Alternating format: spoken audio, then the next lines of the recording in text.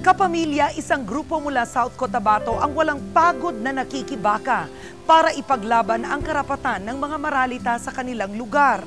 Kilalanin po natin ang KPS o ang Katotohanan, Pagkakaisa at Serbisyo Incorporated, ang bayaning Pilipino mula General Santos City. Problema ng mga maralita sa General Santos City ang kawalan ng disenteng matitirhan. Kaya nagkalat ang squatter sa kanilang lugar na madalas tinataboy ng gobyerno. At dahil walang maayos na lilipatan, noong 1986, nagtayo mismo ang mga maralita ng samahan. Ito ang KPS o ang Katotohanan, Pagkakaisa at Serbisyo. Layunin nitong ipaglaban ang kanilang mga lupain. Talagang masalimot yung karanasan ng mga mahihirap sa mga demolisyon. Nagkaisa kami para ipaglaban yung karapatan ng mga mahihirap.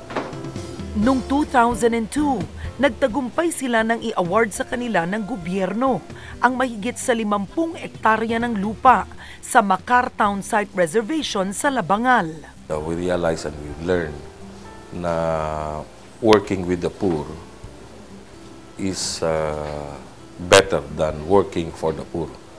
Sa ngayon, lumaki na at mas maraming natutulungan ang KPS.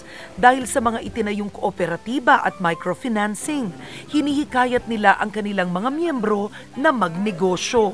Yung negosyo ko medyo nagtaas-taas na. At saka yung anak ko graduating na ngayon sa high school. At saka nakaano din ako ng motor. Yan talaga ang pasalamat ko sa KPS. Hindi dyan natatapos ang programa ng KPS dahil hanggat merong mga maralitang taga General Santos City na inaapi. Nariyan ang KPS para ipaglaban sila.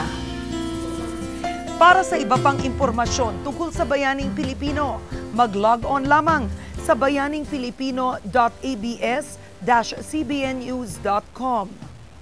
Kapamilya, kaninong buhay ang babaguhin mo?